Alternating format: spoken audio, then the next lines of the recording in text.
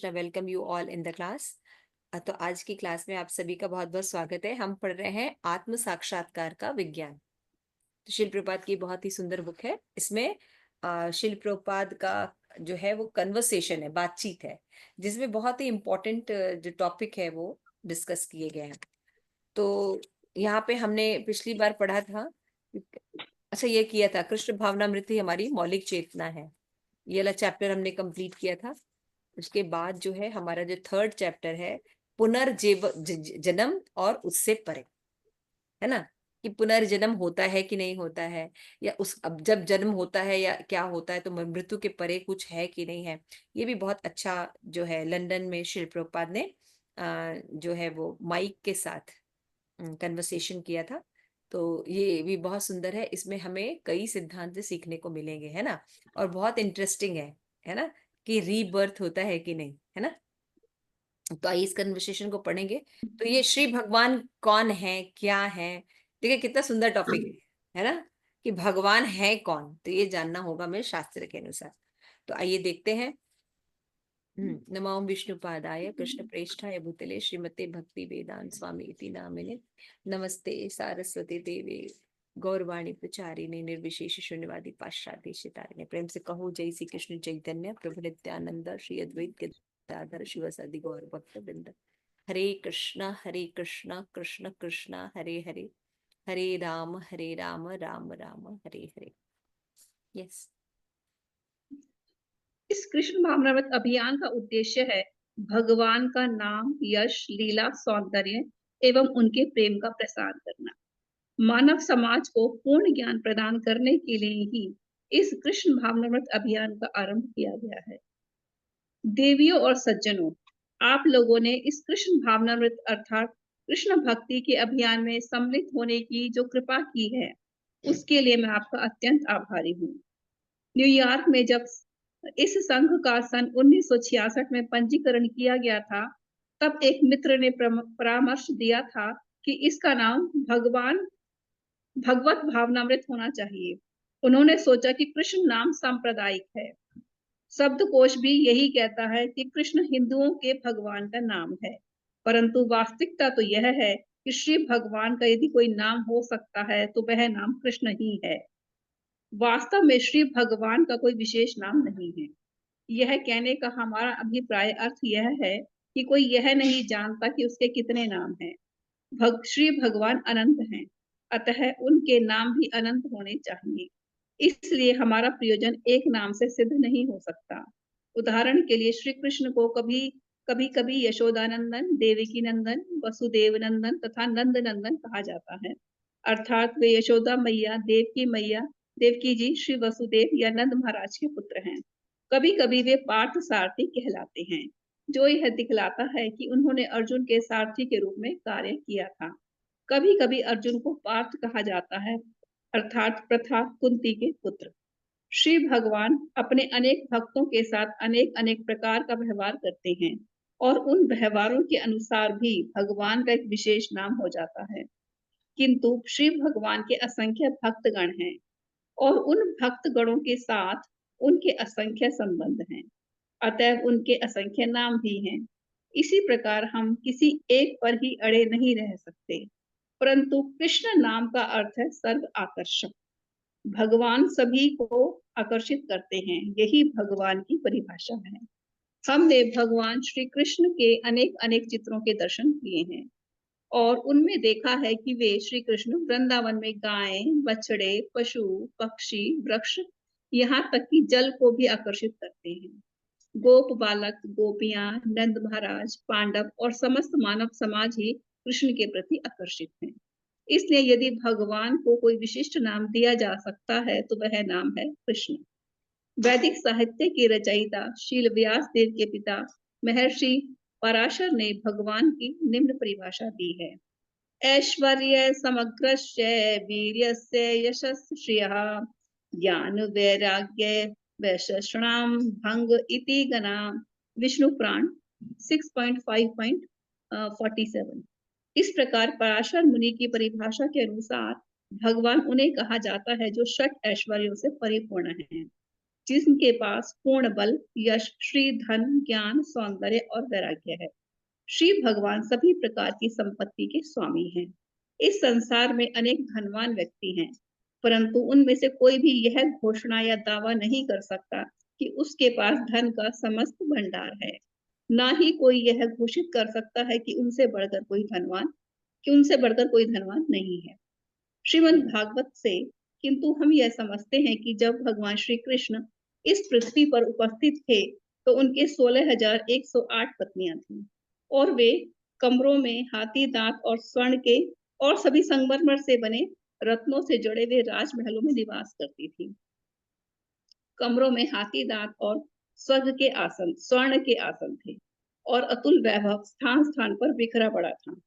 श्रीमद् भागवत में इसका अत्यंत विस्तार से वर्णन किया गया है।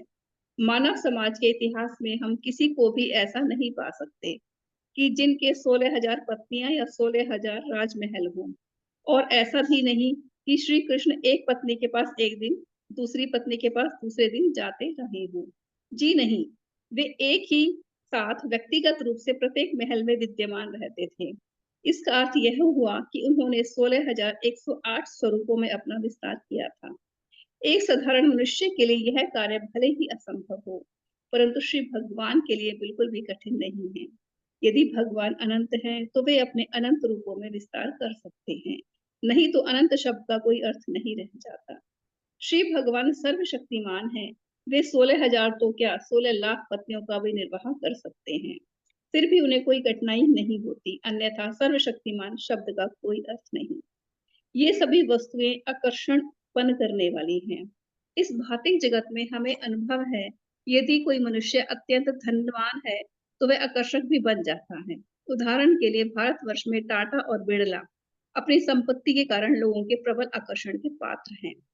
ये लोग आकर्षक हैं, भले ही ये इस संसार की संपूर्ण धन संपत्ति के स्वामी नहीं हैं। फिर श्री भगवान कितने अधिक आकर्षक होंगे, जो कि संपूर्ण संपत्ति के स्वामी हैं। उसी प्रकार भगवान श्री कृष्ण का बल असीम है। उनमें जन्म के समय से ही बल विद्यमान था। जब श्री कृष्ण केवल 3 माह के थे, तब पूतना नामक राक्षसी ने उनको मारने का प्रयत्न किया, परंतु श्री कृष्ण द्वारा उसका वध उद्धार कर दिया गया। यही भगवान का लक्षण। आरंभ से ही वे श्री भगवान हैं। वे किसी ध्यान अथवा यौगिक बल के द्वारा श्री भगवान नहीं बनते। श्री कृष्ण उस प्रकार के भगवान नहीं हैं। वे प्राकट्य के आरंभ से ही श्री कृष्ण भगवान थे।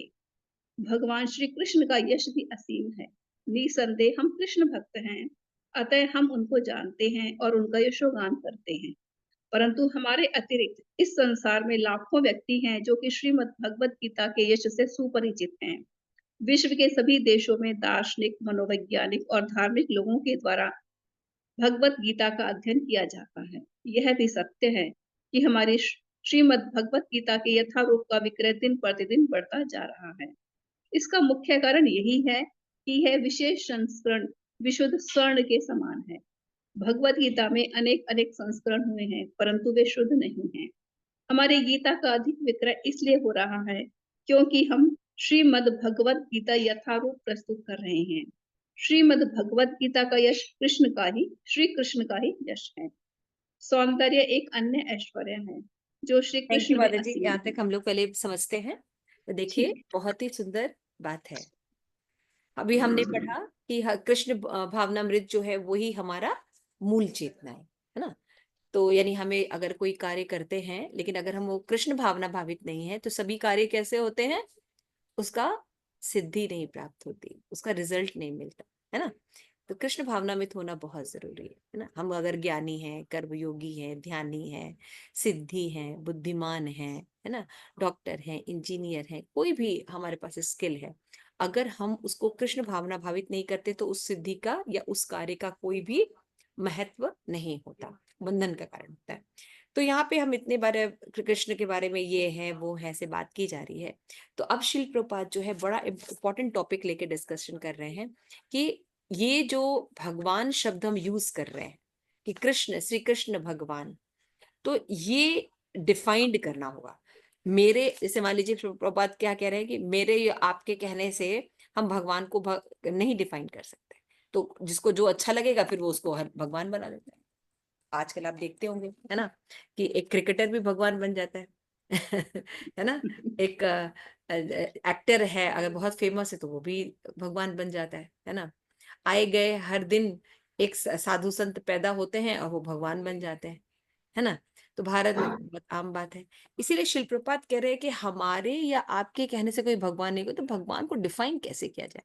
तो भगवान को प्रामाणिक शास्त्रों के आधार पर डिफाइन करना चाहिए। तो शिल प्रपात कह रहे हैं, सबसे पहली बात शिल प्रपात क्या लेके आ रहे हैं कि दुनिया में कई तरह के पंथ हैं जिनको लोग फॉलो करते हैं। धर्म तो एक ही है लेकिन पंथ अलग अलग है। तो ऐसे में अगर हम ये कहते हैं कि भगवान श्री कृष्ण जो है वो भगवान है, तो यहाँ पे सीधे सीधे भाई आप हिंदुओं को गॉड जो कृष्ण है उनको आप भगवान बन रहे हैं, है ना। तो ये क्या हो जाएगा, सांप्रदायिक हो जाएगा। अभी लड़ाई झगड़े का केंद्र हो जाएगा कि अगर कृष्ण को हम भगवान बोलते हैं, है ना। तो प्रभुपाद यहाँ पे सबसे पहले ये क्लियर कर रहे हैं कि हमारे सभी शास्त्रों में इस बात की पुष्टि हुई है। हमारे जितने भी महाजन लोग हैं, है ना, हमारे जितने भी प्रामाणिक स्रोत हैं, वो सभी इस बात को स्वीकार करते हैं कि कृष्ण ही भगवान है ना। लेकिन अगर मुझसे आप पूछे कि कृष्ण ही भगवान क्यों है, तो मैं इसलिए कहूंगा कि कृष्ण के अतिरिक्त कोई अन्य भगवान हो भी नहीं सकता, है ना। तो भगवान की डेफिनेशन में आता है कि भगवान सर्व आकर्षक है। तो कृष्ण शब्द का मतलब होता है जो ब्रह्मांड में सबसे आकर्षक हो, है ना। तो कृष्ण शब्द में ये बात आती है। तो इसलिए ये कृष्ण को हिंदू नहीं, हिंदू गॉड है ऐसा नहीं समझना चाहिए। कृष्ण जो है सभी पंथों में कृष्ण जो है वो भगवान है। अगर डीपली हम स्टडी करेंगे तो हम पाएंगे भी इन सब चीजों को। तो शिल प्रपात ये बात सबसे पहले रखने की कोशिश कर रहे हैं न्यूयॉर्क में, है ना, कि कृष्ण जो है ये हिंदुओं के गॉड नहीं है, कृष्ण सभी जीवों के गॉड है। और गॉड शब्द, भगवान शब्द कृष्ण के लिए ही यूज हो सकता है। और यहाँ पे अगर शिल प्रपात करे कि कृष्ण ही भगवान है, इसका ये मतलब ये कि भगवान के कई अनंत नाम है, जिसमें से जो कृष्ण नाम है, श्री कृष्ण नाम है, ये भगवान का घोतक है। तो ये बात समझ में आ रही है आप लोग, प्रभुपाद ये स्टैब्लिश कर रहे हैं, आप समझ रहे हैं। विदेशों में जाके शिल प्रभुपाद को इस्टेब्लिश करना पड़ रहा है। तो अभी भारत की भी यही दशा है ना। भारत में यदि आप कृष्ण भगवान है कहिए तो सांप्रदायिक हो जाएंगे ना। कितने लोग एग्री करते हैं इस बात से, है ना। क्यों है, देखिए सेवा माता जी, क्या हो जाएगा। माता जी सब अपने अपने भगवान, सबने अपने अपने अलग बना रखे हैं, सब अपने को हाँ, ही मानते हैं। सबको मानेंगे और कहेंगे अगर आप कृष्ण को मानते हैं तो हमारे हमारे ये वाले ये हमारे हैं, हाँ, ये हमारे सब खड़े हो हाँ, जाएंगे क्योंकि वो तो हिंदू के हैं, है ना। हाँ। तो सांप्रदायिक साईं बाबा को ही हाँ भगवान मानते हैं। सांप्रदायिक, हाँ सांप्रदायिक, सांप्रदायिकता का चिन्ह लग जाएगा। तो यहाँ पे शिल प्रभुपाद ये बहुत ही इंपॉर्टेंट फैक्टर लेके आ रहे हैं। प्रभुपाद एक ऐसे समाज में है कलयुग के जो पतित की अवस्था को बढ़ चुका है, जहाँ मंद सुमंद मती लोग रहते हैं, जहाँ पे लोगों को शास्त्रों के अनुसार कोई ज्ञान नहीं। लोग अपने मेंटल स्पेकुलेशन के आधार पर तमोगुणी में व्याप्त है ना। तो उस अंधकार में भगवान या किसी की भी डेफिनेशन उन्हें समझ में नहीं आती। इसलिए शिल प्रभुपाद जब श्री कृष्ण को एज अ भगवान रिप्रेजेंट कर रहे हैं, तो ये समझाने की कोशिश कर रहे हैं कि श्री कृष्ण नाम जो है वो सांप्रदायिक नहीं है या हिंदुओं के केवल गॉड नहीं है। तो इसी तरह हमें भी देखना चाहिए। जब प्रभुपाद एक दूसरी बात क्या कह रहे हैं कि अगर हम कृष्ण नाम बोल रहे हैं जिसका मतलब है भगवान अनंत है और भगवान के अनंत नाम है। क्यों नाम अनंत है, क्योंकि भगवान की अनंत लीलाएं, है ना। तो लीलाओं के आधार से भगवान के बहुत से नाम है, लेकिन जो श्री कृष्ण है वो भगवान है ना। जैसे यशोदा नंदन, देवकी नंदन, यहाँ पे लिखा है प्रभुपाद ने, नंद नंदन, है ना। ऐसे बहुत से भगवान, पार्थ सारथी, ऐसे बहुत से नाम है भगवान के। जैसे जैसे भगवान ने लीलाएं की हैं वैसे वैसे लोगों के नाम है। लेकिन भगवान का जो श्री कृष्ण नाम है वो, कृष्ण नाम जो है वो भगवान का पुस्तक है। तो पराशर मुनि की उन्होंने डेफिनेशन दी है कि पराशर मुनि जो है, जो कि व्यास देव जी के भी पिताजी हैं, तो उन्होंने बताया कि भगवान का मतलब क्या होता है। भगवान जो षट ऐश्वर्य का धारण करते हैं उसको भगवान कहते हैं, है ना। तो षट ऐश्वर्य कौन कौन से होते हैं, वो होते हैं कि भगवान जो है परम सौंदर्यशाली है, बलवान है, यशस्वी है ना। भगवान परम ज्ञानी है, भगवान उसके बाद परम बैरागी है ना। बलवान है, यशस्वी है, परम ऐश्वर्यशाली है, ज्ञानी है, सौंदर्य है और वैराग्य है। तो ये जो संपूर्ण मात्रा में किसी के अंदर पाई जाती है, तो वो पर्सनालिटी है श्री कृष्ण। तो यहाँ पे श्री प्रभुपाद कह रहे हैं कि यदि किसी के अंदर एक क्वालिटी रहती है तो वो कितना प्रसिद्ध हो जाता है। अगर कोई धनवान व्यक्ति है, टाटा बिरला है, प्रभुपाद कहते हैं भारत में, तो उसके अंदर कितना अट्रैक्शन है, लोग उसको उसके उसके तरफ भी कितने अट्रैक्ट होते हैं, है ना। भगवान जो अखिल ब्रह्मांड के नायक हैं, तो उनके प्रति कितना अट्रैक्शन होगा। और भी शिल प्रपात बता रहे हैं कि भगवान शब्द का मतलब क्या होता है, ये षट ऐश्वर्य को पूर्ण मात्रा में होना, है ना। तो 16,108 रन थी भगवान के। तो ऐसा नहीं आज इसके एक दिन इसके पास जा रहे, एक दिन उसके पास नहीं, एक साथ भगवान सभी के घरों में प्रवेश करते थे। नारद मुनि जब गए थे तो उन्होंने देखा भगवान एक साथ सब जगह उपस्थित थे। यानी भगवान जो है अपना एक एक 16,108 क्या 16 लाख विस्तार भी कर सकते हैं, असंख्य विस्तार कर सकते हैं। और कर सकते नहीं, करते हैं। परमात्मा के रूप में भगवान रहते हैं ना सभी जीवों के अंदर। जितने भी जीव हैं, खाली मनुष्य नहीं, पृथ्वी पर जितने भी जीव हैं, पेड़ पौधे है ना, जलचर नभचर, सभी के अंदर भगवान विद्यमान रहते हैं एक साथ। ब्रह्मवीर मोहन लीला में भी भगवान ने कितना विस्तार किया था, गायों के रूप में, बछड़ों के रूप में। ब्रह्मोन लीला में भी विस्तार किया था। तो वो भगवान है इसलिए कर सकते हैं। लेकिन एक सामान्य व्यक्ति जो है वो भगवान बनने का क्लेम कर सकता है, लेकिन भगवान जैसे कार्य नहीं कर सकता। ठीक है, श्री प्रभुपाद यहाँ पे एक्सप्लेन करते हैं। फिर भगवान बताते हैं कि भगवान जो है, भगवान का बल असीम है, भगवान का यश असीम है, भगवान का ऐश्वर्य असीम है ना। इसमें एक एक करके एक्सप्लेन करेंगे ये सारी चीजों को प्रभुपाद। तो यहाँ पे बताएंगे बल कितना है ना। बल के बारे में देखा जाए तो केवल जब वो 3 माह के थे तो किसको मारा था, पूतना को मार दिया था। मारने के लिए कोई परिश्रम करना पड़ा था, कोई परिश्रम नहीं करना पड़ा था। भगवान कितने बलवान ऐसे बढ़ा है। और यशस्वी कैसे है भगवान, कि भगवान का यशोगान जो है त्रिभुवन में होता है। सभी दार्शनिक लोग, सभी लोग जो है वो भगवान का यश का गान करते हैं, है ना। तो सभी ब्रह्मांड में 14 भुवन में भगवान का ये कृष्ण के बारे में बोला जाता है ना। ऊपर के देशों में भी भगवान के बारे में बताया जाता है। यानी सब जगह जो है भगवान का नाम है, he is a very famous personality, है ना। उसके बाद बताते हैं सौंदर्य। तो भगवान का सौंदर्य कैसा है, अत्यंत सौंदर्य, सदैव नव यौवन रहते हैं भगवान, सदैव फ्रेश और नव यौवन रहते हैं। आप देखिए जब कोई व्यक्ति यंग रहता है तो अपने आप में खूबसूरत लगता है ना। किसी भी पुराने हीरो या हीरोइन की फोटो देखिए तो कहते हैं बहुत, जब वो यंग थे तो कितने सुंदर थे, लेकिन जब बूढ़े हो गए तो बिल्कुल अजीब से हो रहे हैं। लेकिन भगवान सदैव यंग रहते हैं, सौंदर्य। और भगवान का सौंदर्य कैसा है, हर क्षण भगवान का सौंदर्य बढ़ता रहता है ना। तो इस तरह से भगवान जो है सबसे सुंदर है। तो प्रभुपाद संपूर्ण विश्व के लोग अमेरिकन के प्रति बहुत आकर्षित होते हैं। वे वैज्ञानिक, धन संपत्ति और सुंदरता इत्यादि में उन्नत होते हैं, इसलिए वो उनके प्रति आकर्षित होते हैं। इस ब्रह्मांड में पृथ्वी एक नगण्य लोक है, फिर भी पृथ्वी में एक देश अमेरिका और अनेक आकर्षक वस्तुएं, तब तो आप कल्पना कीजिए कि भगवान कृष्ण के पास विविध प्रकार की कितनी आकर्षक वस्तुएं होंगी, और कितने व्यक्त अव्यक्त सृष्टि के वो रचयिता होंगे। तो अगर भगवान के बारे में ऐसा कहा जाता है तो भगवान कितने सुंदर होंगे। समझ में आ रहा है। तो भगवान की सुंदरता को देखने के लिए हमें जो है वो शुद्ध रूप होना पड़ेगा, तब हम भगवान की सुंदरता को देख पाएंगे। और भगवान के ज्यादा सुंदर कोई नहीं है। तो इस जितनी भी ऐश्वर्य हैं ये सब भगवान से ही आते हैं। ज्ञान ज्ञान अगर कोई व्यक्ति जैसे ज्ञानी है ना, जो जैसे प्रभुपाद कहते हैं वैज्ञानिक है, दार्शनिक है, ये अपने ज्ञान के बल पर लोगों को बहुत आकर्षित करते हैं, है ना। जैसे हम लोग देखते हैं, है ना, तेलानी रामा की स्टोरियां सुनते हैं, है ना, कि कितना वो विद्वान व्यक्ति था, है ना। फिर एक विक्रम वेताल में हम देखते हैं विक्रमादित्य की कथाएं, है ना। उसमें कैसे वो कितने सुंदर सुंदर वेताल के जो क्वेश्चन के आंसर्स होते हैं वो देते हैं, इंटेलिजेंट। तो हम लोग कितने आकर्षक होते हैं ना, कोई ऐसे इंटेलेक्चुअल लोग होते हैं तो उनके प्रति आकर्षक होते हैं। तो आप सोचिए भगवान जो सर्व बुद्धिमान के जो केंद्र है, जहाँ से सारी बुद्धियां लोगों को आती है, ज्ञान आता है ना। भगवान 45 मिनट से भगवत गीता बोल दी है, जिसको 45 अरब वर्षों तक लोग समझ रहे, समझ में नहीं आ रहा है। है ना। और कहाँ बोली, जब युद्ध हो रहा है, समझ रहे हैं।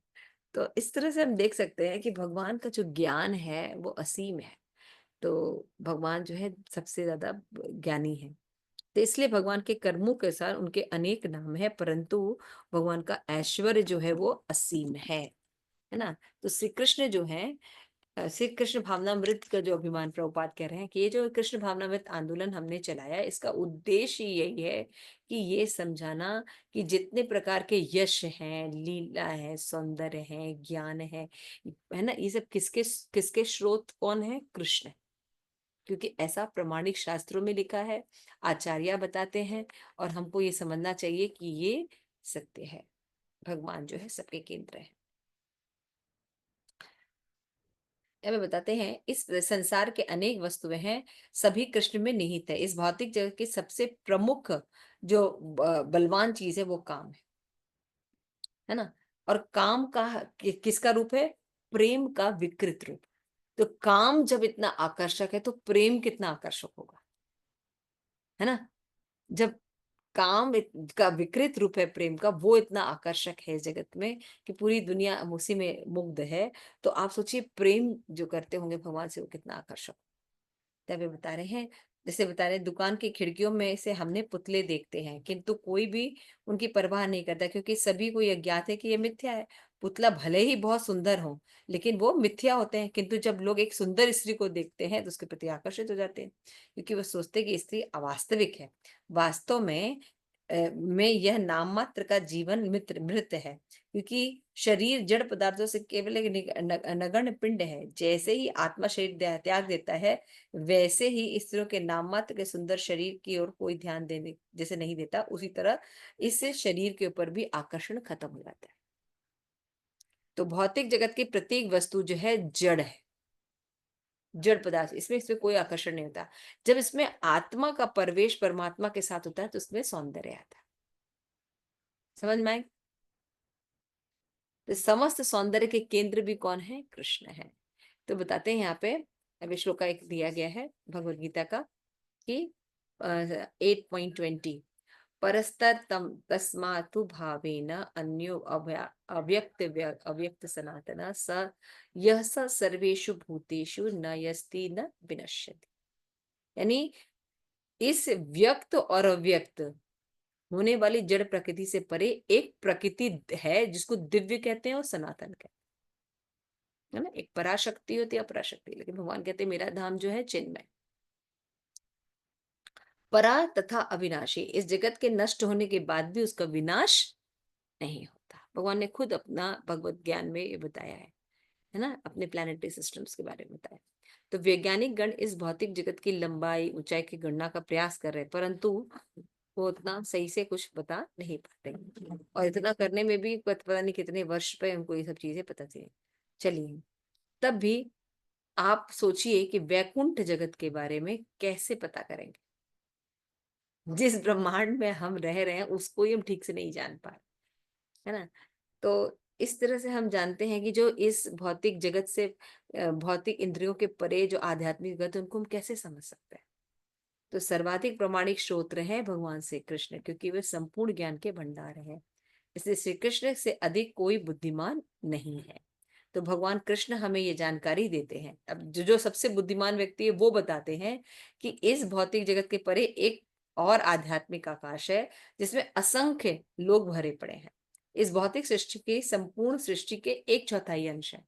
इतना बड़ा आध्यात्मिक जगत है, भगवान बता रहे हैं अपने धाम के बारे में, है ना। तो इस तरह से भौतिक जगत में निवास करने वाले जीव संपूर्ण सृष्टि के स्थित जीवों में एक छोटा सा अंश है। इस भौतिक जगत अर्थात संसार में तुलना एक कारागार से की गई है। जिस प्रकार बंदी लोग संपूर्ण जनसंख्या का कोई एक छोटे अंश का प्रतिनिधित्व करता है, उसी प्रकार इस भौतिक जगत में रहने वाले जीव संपूर्ण जीवों के एक छोटे से अंश मात्र है। जिसने श्री श्री भगवान के विरुद्ध विद्रोह किया है, जो अपराधी हैं, उसे ही इस भौतिक जगत में भेजा जाता है। बाकी कभी कभी अपराधी नहीं, कभी कभी अपराधी कहा करते हैं कि वे शासन की परवाह नहीं करते, फिर वे बंदी बनाया जाता है, दंड दिया जाता है। इसी प्रकार प्राणी श्री भगवान के प्रति विद्रोह की घोषणा करते हैं, इसे इस भौतिक जगत में रखा जाता है। मौलिक रूप से सभी जीवात्माएं श्री कृष्ण के विभिन्न अंश हैं और उसे उसी प्रकार संबंधित जिस प्रकार के पुत्र अपने पिता से है। तो इस ईसाई में भगवान को ही परम पिता माना जाता है। क्रिश्चियन चर्च में जाते हैं और प्रार्थना करते हैं, मेरे पिता आप स्वर्ग में हैं। ये भगवद गीता में भी कहते हैं, सर्वयोनिषु कौन्तेय मुक्त संभवंती या तासाम ब्रह्म महत योनि अहम बीजपद प्रदा। हे कुंती सभी योनि में जीव का जन्म इस बहिरंगा शक्ति से प्रकृति से होता है, अर्थात प्रकृति माता है, पिता है, और बीज मैं ही बीज का गर्भाधान करता हूँ। तो यहाँ पे प्रभुपाद ऐसे ऐसे प्रमाण रख रहे हैं जिससे ये सिद्ध हो रहा है कि कृष्ण ही सबके पिता है ना। तो भगवत गीता में देखिए 14.4 में भगवान भी कह रहे सर्व योनिषु के पिता कौन है, मैं हूँ, कृष्ण। इस तरह सभी हिंदू हो, मुस्लिम हो, सिख हो, ईसाई हो, है ना, पशु हो, पक्षी हैं, जो भी हैं, उन सब के जो पिता हैं वो कौन है, कृष्ण है। और भगवान ने एक श्लोक और कहा है 7.2 में कि मनुष्य नाम सहस्तितु कश्चिन यति सृजते यतनापि सिद्धा नाम कश्चिमाम वेति तत्वतः। पहले प्रभुपाद ने इन सिद्धांतों को, प्रिंसिपल्स को बताया, फिर इन प्रिंसिपल को सिद्ध करने के लिए ही श्लोक के द्वारा प्रमाणित कर रहे हैं कि श्लोक में खुद स्वयं भगवान अपने मुख पद्म से ये बात कह रहे हैं कि वो ही भगवान है, और वो केवल मनुष्यों के भगवान नहीं है, वो सभी योनियों के भगवान। और साइंटिफिकली शिल प्रभुपाद ये बात रख रहे हैं कन्वर्सेशन में न्यूयॉर्क में, क्योंकि जो विदेशी हैं वो ऐसे ही किसी चीज को एक्सेप्ट नहीं करते हैं, उनको प्रमाण चाहिए, और प्रमाण ठोस होने चाहिए, और लॉजिक सेंस में कम से कम बात होनी चाहिए। शिल प्रभुपाद जिस तरीके से भगवान की डेफिनेशन को रख रहे हैं, बता रहे हैं, तो हम समझ सकते हैं कि कितनी लॉजिकली सारी चीजें हो रही। तो यद्यपि भगवान को समझना बहुत कठिन है, परंतु जब भगवान स्वयं अपने बारे में ज्ञान देते हैं तभी कोई उनको जान सकता है, अदरवाइज भगवान को नहीं जान सकता। और भगवत गीता में भगवान जो है अपने बारे में नॉलेज दे। तो हम सभी जो है कैसे हैं, छोटे छोटे जीव हैं, बहुत लिमिटेड छोटे जीव हैं, लेकिन भगवान असीम है और हम छोटे हैं, ससीम। तो असीम जब अपने बारे में खुद बताएगा तभी हमें नॉलेज हो सकता है, अगर हम इतने छोटे हैं कि हम भगवान के बारे में कुछ भी नहीं समझ सकते, क्योंकि भौतिक इंद्रियों के द्वारा भगवान को नहीं समझा जा सकता। ये प्रभुपाद बात रख रहे हैं। हाँ, यानी भगवान के द्वारा हम अनुमान नहीं लगा सकते, है ना। ये अपने अपने अनुमान, भगवान ऐसे होंगे, ये ऐसे नहीं होगा। यदि एक बालक ये जानना चाहता है कि उसका पिता कौन है, साधारण सी विधि है, अपनी माँ से पूछे, तब माँ कहेगी कि वह तुम्हारे पिता है। पूर्ण ज्ञान प्राप्त करने का यही मार्ग है ना। इसी तरह से हमें अगर पता करना है कि संपूर्ण ब्रह्मांड के पिता कौन है, तो हमें क्या करना पड़ेगा, हमें शास्त्रों की शरण लेनी पड़ेगी। तो जो प्रमाणिक शास्त्र है, गीता, भागवतम, इसमें जो बताया गया है उसको स्वीकार करना पड़ेगा। तो ये कृष्ण भावनामृत अभियान मानव समाज को पूर्ण ज्ञान प्रदान करने के लिए चलाया गया। फिर बात करें कि मैंने इस्कॉन की स्टैब्लिशमेंट ही इसीलिए की है कि पूरी दुनिया जो भ्रमित है उसका एकमात्र कारण है कि उसको ये नहीं पता कि भगवान कौन है। इस ज्ञान के अभाव में लोग सही व्यक्ति की शरणागत स्वीकार नहीं किए, जिसके कारण पूरा समाज आसुरिक समाज हो गया। इसलिए ये जो कृष्ण भावनामृत आंदोलन है, ये प्रमाणिक ग्रंथों का अध्ययन कराता है, जिसमें हम ये ज्ञान प्रदान करते हैं कि भगवान कौन है, हम कौन है, भगवान के साथ हमारा क्या रिलेशन है, जीव, प्रकृति, काल और कर्म, इन सब के बारे में शुद्ध रूप से जो भगवान ने ज्ञान दिया उसको एज इट इज प्रेजेंट कर रहे हैं, ताकि हम अपने जीवन को सुखी बना सकें। भगवान के ज्ञान के अभाव में लोग जो जीवन जी रहे हैं उसमें केवल आहार, निद्रा, भय, मैथुन करते हैं और उसको ही जीवन का लक्ष्य मानते हैं, है ना। प्रभुपाद कहते हैं मनुष्य भी सो रहा है और साथ में कुत्ता भी सो रहा है।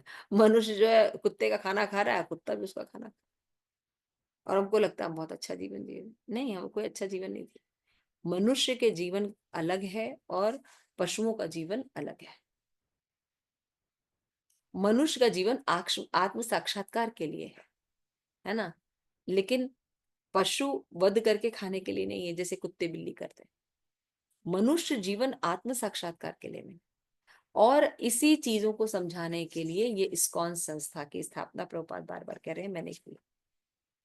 तो मानव ये नहीं करता कि उसके पास परमाणु बम है, अतः वो जो है संपूर्ण विश्व, संपूर्ण ब्रह्मांड पर विजय प्राप्त करेगा। ऐसा संभव नहीं है। मनुष्य के पास भले ही आत्म साक्षात्कार के एक विस्तृत विधि को अथवा आहार, निद्रा, भय, मुद्रा, व्यवशाली विधियां, परंतु सब इन सबके द्वारा वह विकसित नहीं हो सकता। हम उन उन उसकी इस उन्नति की परिकृष्ट पशुता कह सकते हैं और अधिक कुछ नहीं कह सकते। आज जो हम इतने मॉल बना रहे हैं, बड़े बड़े हॉस्पिटल्स बना रहे हैं, हाईवेज बना रहे हैं और भी तरह तरह की तरक्की कर रहे हैं, तो प्रभुपाद यहाँ पे कह रहे हैं कि ये सब करने के लिए मनुष्य जीवन नहीं मिला है। देखिए कितना बड़ा ज्ञान रख रहे हैं।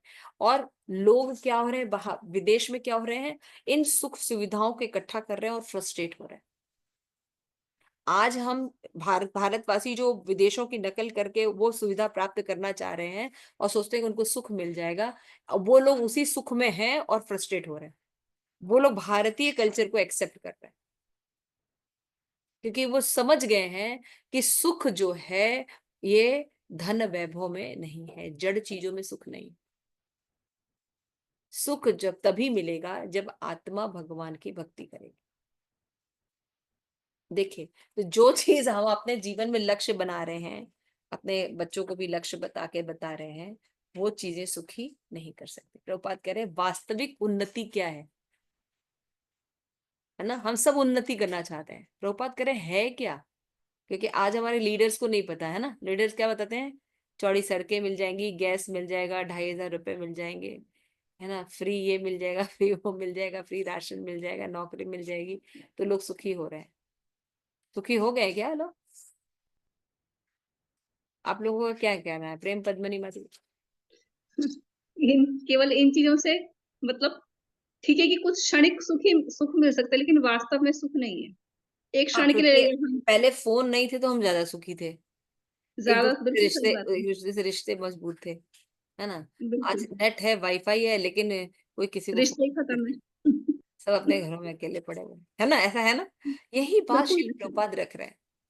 प्रभुपाद कह रहे हैं कि वास्तविक उन्नति का मतलब क्या है। वास्तविक उन्नति का ये मतलब है कि कृष्ण के बारे में ज्ञान होना, कि भगवान कॉन्शियसनेस की कौन है, उन्नति, बहुत जरूरी। चेतना चेत चेतना की हाँ, उन्नति। तो यदि हमारे पास भगवान के ज्ञान का अभाव है तो हम उन्नत कभी नहीं हो सकते। एकदम देखिए कितना सटीक स्टेटमेंट है प्रभुपाद का ये।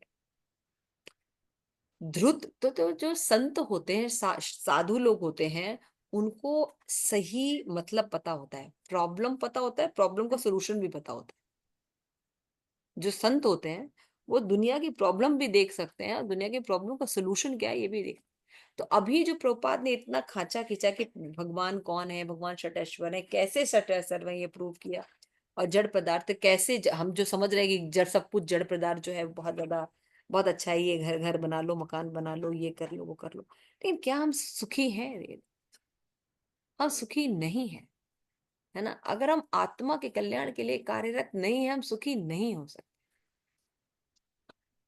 तो इस तरह से हमें समझना होगा कि अनेक धूर्त लोग जो भगवान के अस्तित्व को अस्वीकार कर देते हैं, परम पुरुष है ही नहीं, ये विचार बहुत ही बेकार है, प्रभुपाद कहते हैं मृत प्राय है।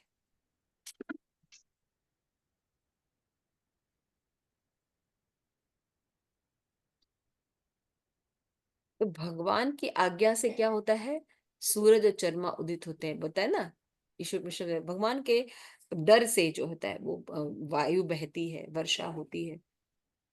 कृष्णस्तु भगवान स्वयं, श्रीमद् भागवतम में भी ये कहा गया है। तब हम उनकी अर्चना करते हैं। तो कृष्ण भावनामृत जो आंदोलन है ये बताता है कि कैसे भगवान की भक्ति करनी है, और यही सही विधि है, और यही समझाने का प्रयास किया जा रहा है। जैसे ही इन चीजों को अपना लेंगे हम सुखी हो जाएंगे। तो इसलिए भगवान कृष्ण है और उनके अतिरिक्त कोई हो भी नहीं सकता। हरे कृष्णा।